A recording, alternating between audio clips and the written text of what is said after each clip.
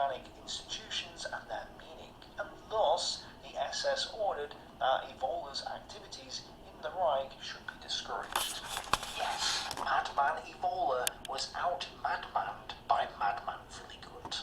But in November of 1938, Villigut's wife let the authorities know about Villigut's previous admission to the Salzburg mental asylum, and Hitler, now deeply embarrassed, forced Villigut into retirement. He was given an SS pension, but his health soon caught up to him.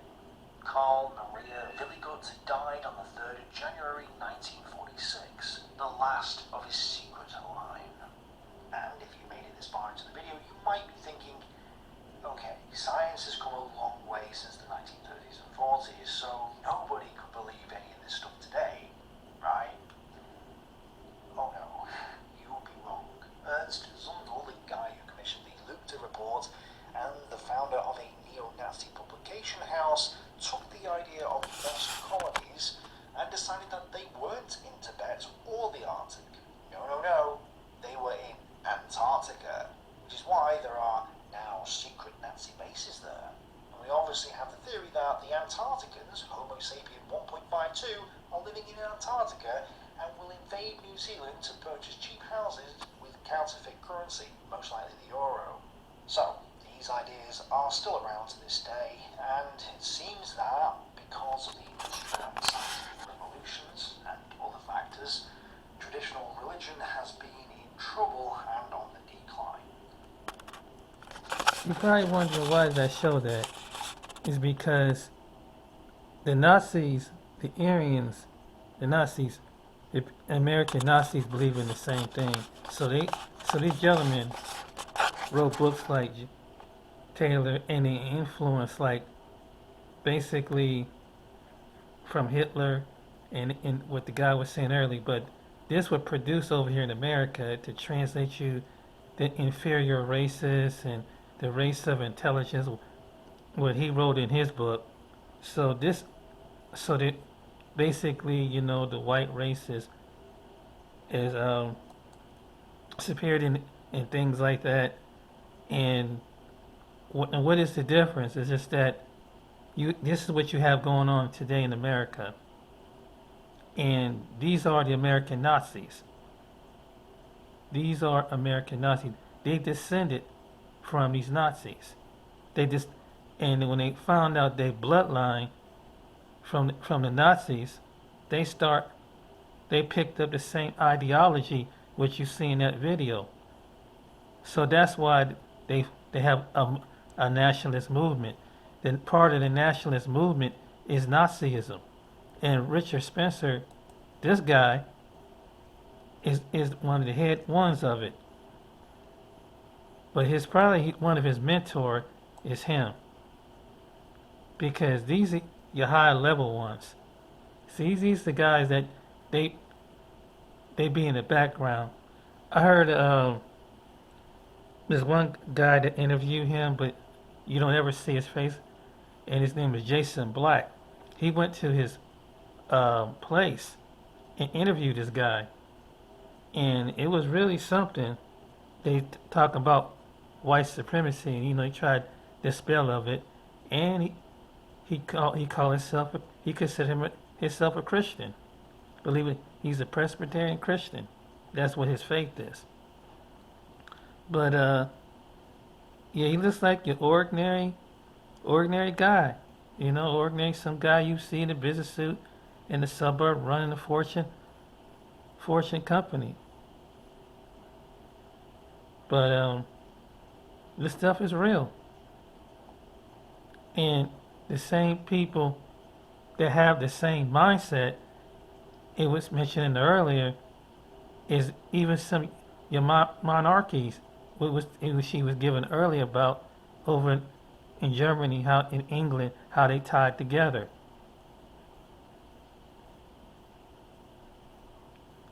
But this is the alt-right.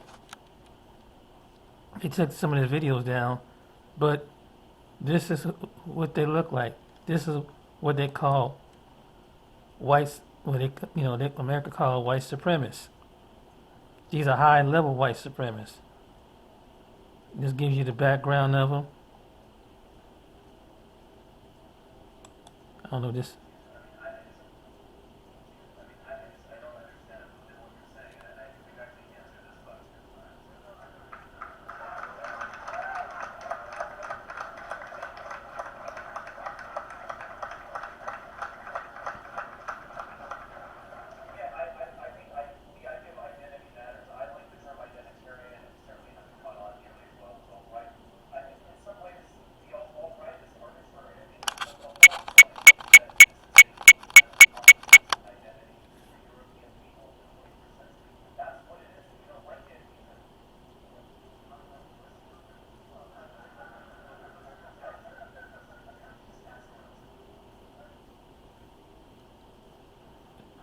That's him at a conference.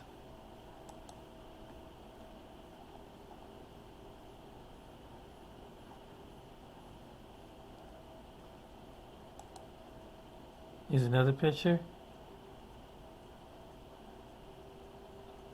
This was Charlottesville, I believe.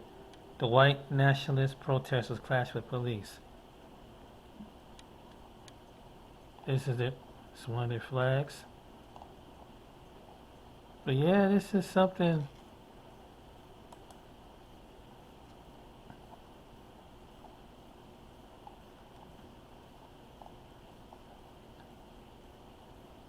And they're all over they're all over the United States. And they believe in white only culture. Anything that's from the video, a Nordic part of Europe and all the descendants. And they don't believe in race mixing with what they call the lower races or stuff like that. It's the same rhetoric that they do.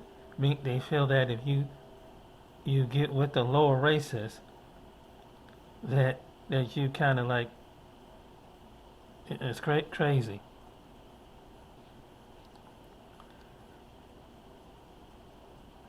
Now this is really interesting.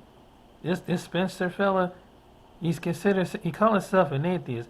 Although he believes in the Christian church, he previously held some pragmatic view because Spencer believes that he helped unity the white population of Europe.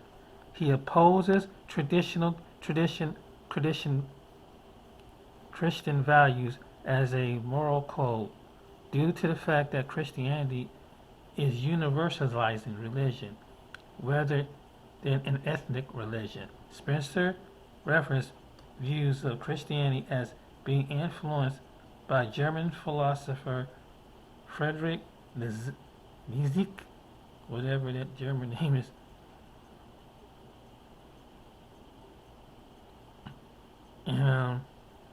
So yeah, even though he's an atheist, but he do believe in the things of Christians. And there are some Christians that are nationalists, or white nationalists. So the point of this video is it don't matter if someone say that they're Christian, but they could be part of a group. This is something that they don't tell you about in America. Because he's considered himself a Christian too, but he's a white nationalist.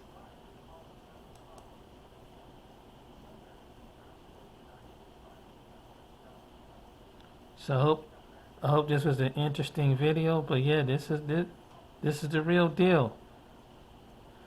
This is what you're dealing with in America behind the scenes. Sometimes they mobilize groups.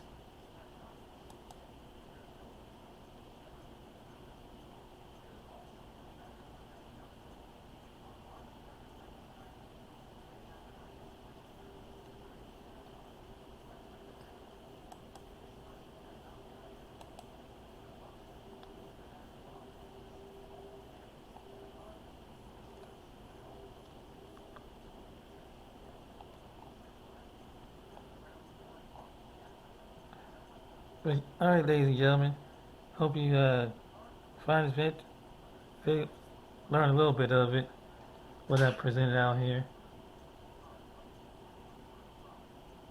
And It's very, very interesting. But hopefully do be another one. But these are the two main ones that you hear about.